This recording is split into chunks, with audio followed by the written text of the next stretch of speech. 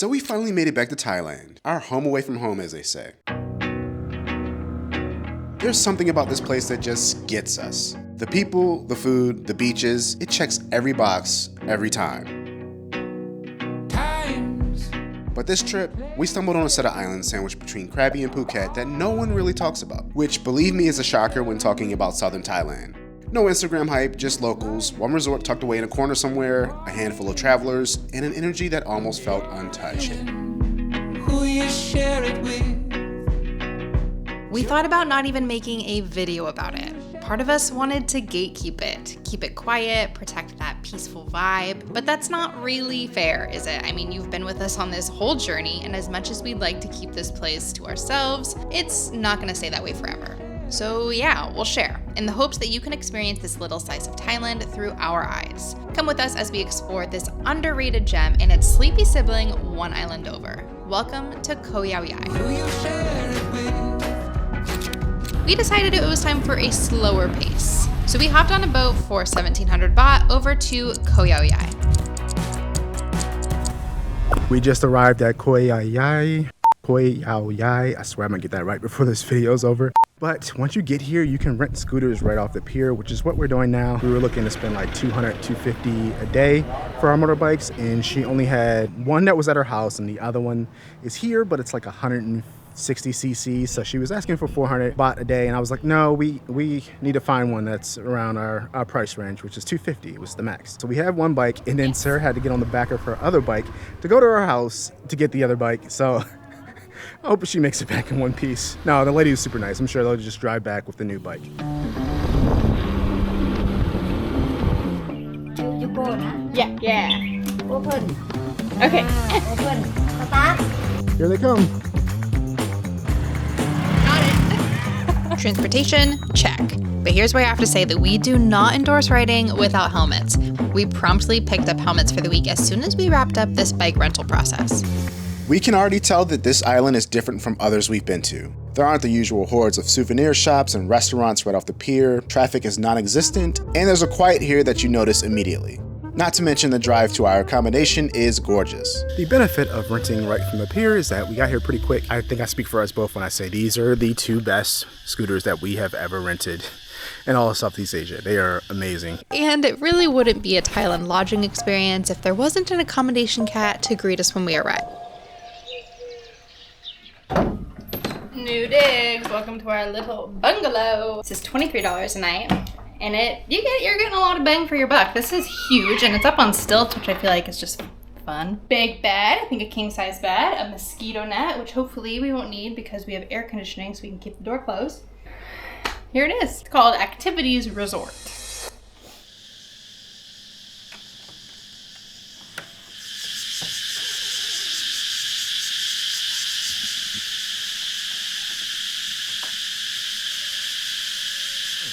Well, listening to the sound of locusts was not the ideal way I thought I'd wake up this morning, but the sun is shining, the birds are chirping, the roosters are cawing, crowing, cock-a-doodle-doing. What do roosters do? What the hell does a rooster do? Oh, it is crowing, okay. And you can hear the subtle sound of the ocean in the background, plus there's the occasional motorbike that drives by. It's a good morning.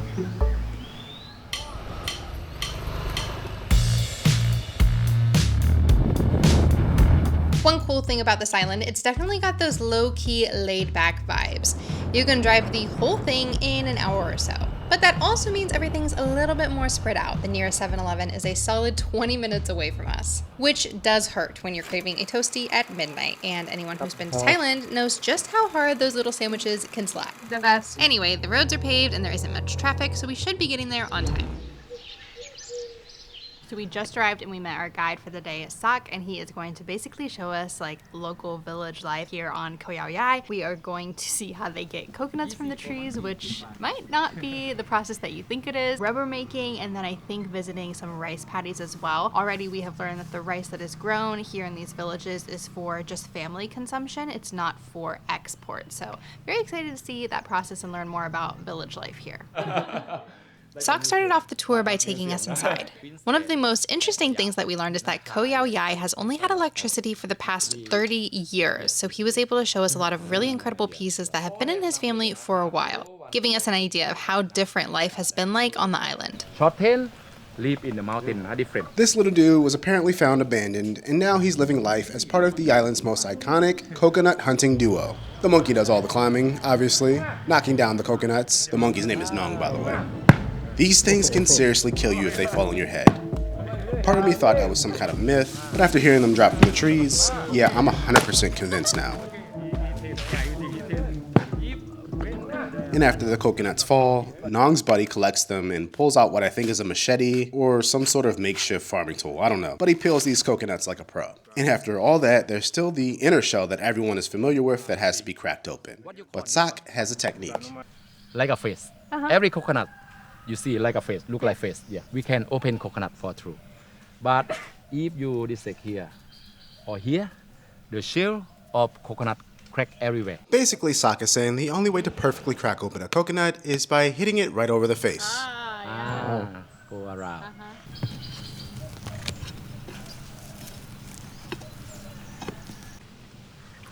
Wow. Yeah. It's okay? Yeah, I've never had. More people don't know. I've never had that before. Yeah. And don't worry, the monkey gets paid. Not in cash, though.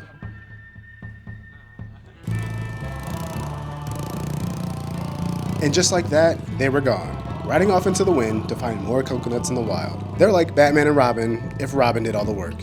Sok kicked off the tour with the best part, but the rest of it was surprisingly cool too. He showed us the different fruits and plants that grow all over the island, some of which we had definitely walked past a dozen times without realizing. When the yellow comes, it's okay already for to eat sweet. But then there was the rubber tree demo, which kind of felt like watching nature do science. If you cut just the bark, good for the latex come, and safety for the tree. Yeah. Making rubber is kind of wild. You start by slicing into the bark of a rubber tree, like giving it tiny little cuts, and this milky white sap starts dripping out. That's latex. They catch it in these little cups, and after a few hours it starts to thicken naturally. But here's the cool part. They mix it with acid to make it solid, then press it and dry it into these funky rubber sheets. But it's literally nature turning into something bouncy, waterproof, and used in everything from tires to flip-flops. The rubber is put through a machine to flatten out and then left out to dry and harden. Yeah, you see. Very sticky. The final piece of the tour, learning how to harvest rice. And by this point, all I could think about was how to eat the rice. Yeah, nice. Okay. It's a good look for you. Yeah. We experienced a lot of things here, from harvesting to hauling and carrying all this rice by hand. Let's just say it's a lot more work than it looks.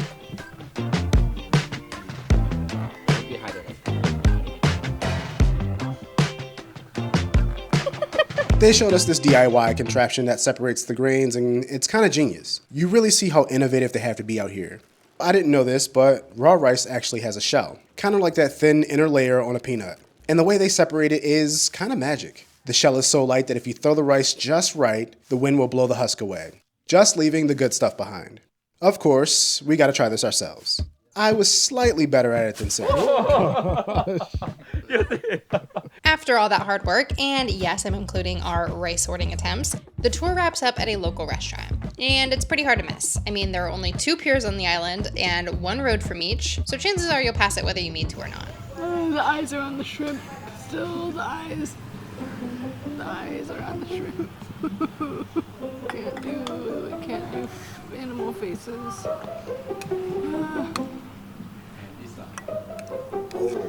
Oh my gosh. Wow.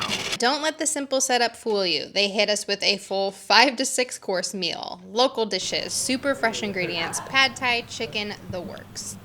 I cannot, they're all staring at me. All of them are staring at me in the bowl. Oh. Oh, that's good. It's hot. This is really good chicken. It's like the crispiest chicken skin I've ever had on a wing. Bomb. It's day 2, and island life here starts slow. but stick around long enough and you start to recognize the regulars.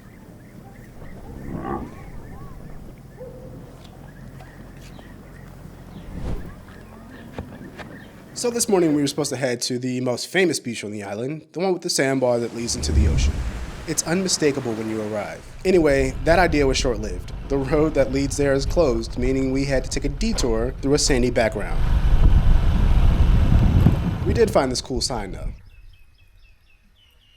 So usually we're all about taking the detour. The road to the beach is closed and there's a detour sign that says go this way. We tried to do that. It's literally all a sand trap. Like the whole road over there, it's about a mile long, just straight sand trap. So we're gonna try this another day because I took the drone up and it looks like it's pretty low tide right now, like almost too low to even look good right now. So we're gonna try to do this again on Thursday. This is the road to get to the beach. All of this, it just looks like this, just straight sand. I'm sure we could probably do it with a few falls or two, but not worth it. It's crazy to see how low the tide gets here. Like, look how grounded these boats are in the water. Not even water right now. Look at all that.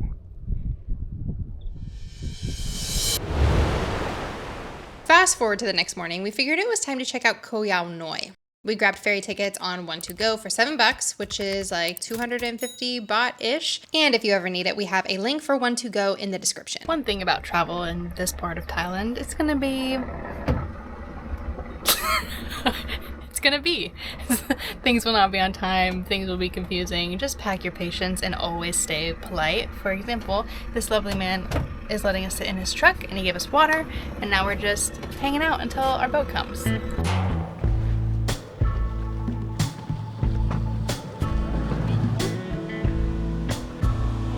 So this is Koh Yao Noi. You could kind of call it Koh Yao Yai's little brother. The ride was brief though, and we rented another motorbike. Just one this time for both of us for like 200 baht. Not as nice as our others, but it'll get us around the island, hopefully. I'll be your bottom line. I'll be your wildflower. You be my rain or shine. So we drove to the other side of the island. We wanted to go to this restaurant, but it doesn't open till 12. Decided to just go down to the beach, grab a coconut and relax because, I mean, how cool is this view, huh?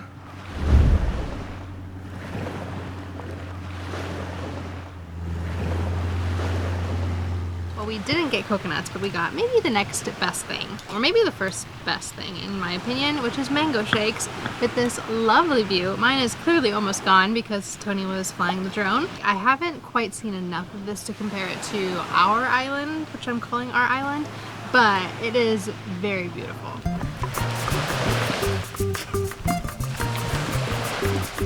You got it.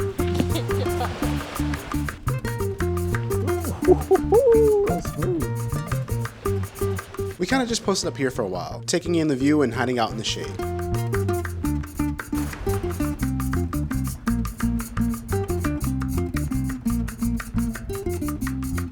We had plans to check out this other beach, super secluded, barely any crowds, total hidden gem vibes. And the reason it's never crowded, well, the road to get there is brutal. We made it about halfway before looking at each other and going, yeah, no, this ain't worth the crash. And we came very close to crashing like several times. Look how gross my feet are. There aren't a ton of times that I felt unsafe on a motorbike in Southeast Asia, but that was one of them. I think we could have made it if we had our own bikes, but both of us on this rickety ass bike, that's one of the few times we've had to turn around. Imagine driving up and down a mountain, big rocks, sandy roads, and it was literally the whole road was a sand trap. So it was all sand and big rocks you had to go up and down the mountain on. It was very difficult. All wasn't lost though. We just doubled back to another beach. Maybe it wasn't the untouched paradise as the one we didn't make it to, but with this one you can literally walk out to the islands in the middle of the sea.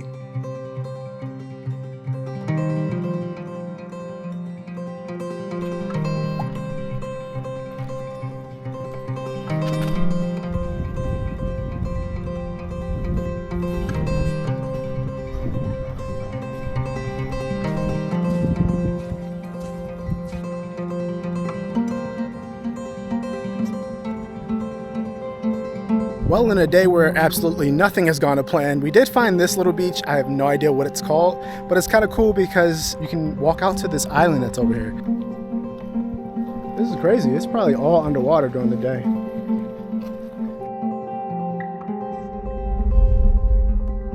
This is so cool, and there's not a ton of people around, and it just goes to show that like southern Thailand's a very popular tourist destination, but there's a lot of little pockets that are pretty quiet and serene, and this is one of them. We were just driving from the horror show that was trying to get to the other beach, and we saw this really cool sandbar, so we decided to stop. There's a ton of huge washed up jellyfish, tons of tiny little crabs, and then I noticed like all of these tiny little sand balls. They almost looked like little piles of Dippin' Dots, all centered around like a tiny little crab hole, and you can see the crabs coming out of the hole and whipping up these little Dippin' Dots and they would just scatter them all around their hole. It looked like they had their own little crop circles around their holes, and I have no idea what it's for. I think it's for mating, but if you guys know, leave a comment down below. But I definitely think it's to attract a mate. It attracted me, so. All right, we've been out here all day. We've just been chilling and hydrating with beach drinks. But the restaurant that we wanted to try should be open now, so let's get some grub. I got stir-fried sweet and sour squid. First time I've had squid in a long time. It's gonna be chewy. Oh, it's actually not. Really? Yeah, Never had squid that's not chewy. yeah, it's wow. Is it good? Mm-hmm. It is a green curry fried rice, so I'm assuming they like cook it in green curry. I don't really know, but it smells delicious. It's not quite put together anymore. So for reference, our meals here in the Koh Yao Islands generally hit like 490 baht and higher. Our total here was 400 baht and it was delicious.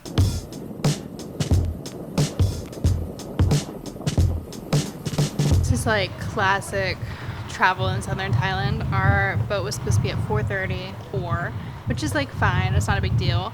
But it's only frustrating because our island is right there. Like it is a stone's throw away. It's so close. Our boat never showed, and I think they're negotiating a deal to get us on a different boat that's going over to the island.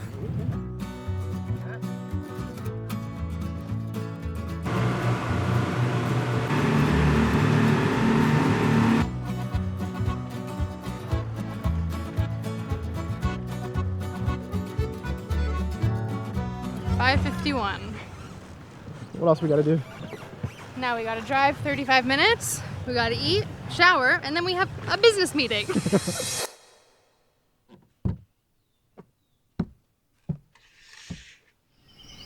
Another day, another slow start to the morning, but the locals are already out and about. Time to explore a little more of this island.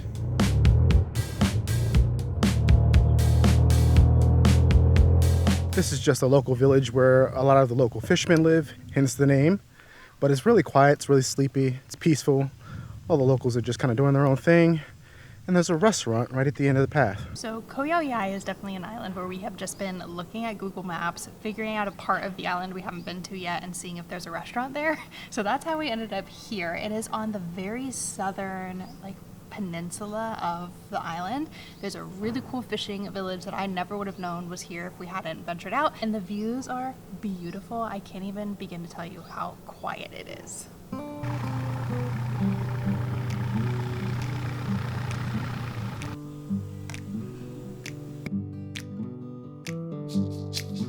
Sorry if you guys are sick of seeing me eat pad thai, but I'm not gonna stop anytime soon. It's really hot. Also worth noting, it's basically lunchtime right now, and we had a bit of a late start. Island time, you know? Also, kind of forgot to mention this earlier, but the Koh Yao Islands are predominantly Muslim, and that influence is felt in the rhythm of daily life here. But we've got one last beach to check off our list, the one that's been dodging us since the start of this trip. It is attempt number 2 to find the sandbar beach. Yesterday or the other day, we tried to come at 4 and the road was closed. Today it's a little after 10 and the road is open. So maybe it's like you got to get here at a certain time. I think they were just repaving it, so it was like wet. Maybe they were repaving it. But we are here now. You can kind of see the sandbar from here. So hopefully we can get out there and enjoy this beach. We do also have to hurry because I think high tide's at 12, so sandbar may disappear a little bit, but it's probably still going to be here, just not as cool.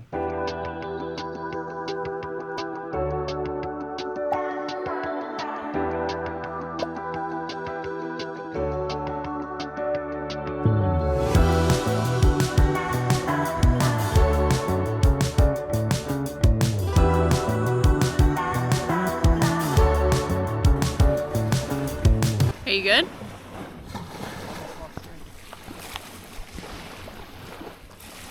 This is seriously such a beautiful spot. I don't have words.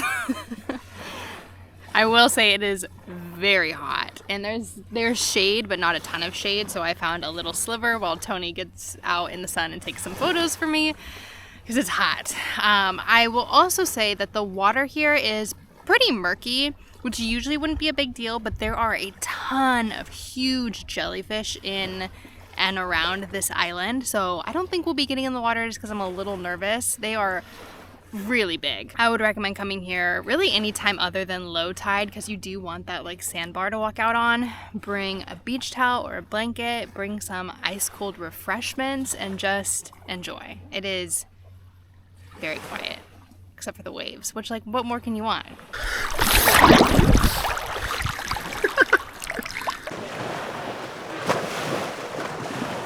Well, this looks like our cue to head out.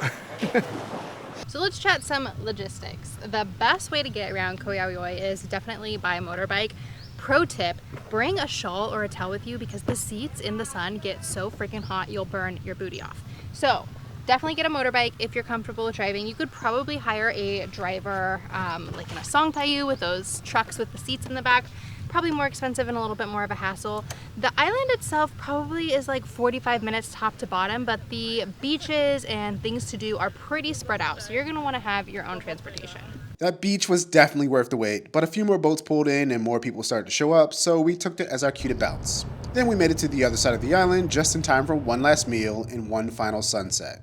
The perfect way to end our night before our morning ferry out of here.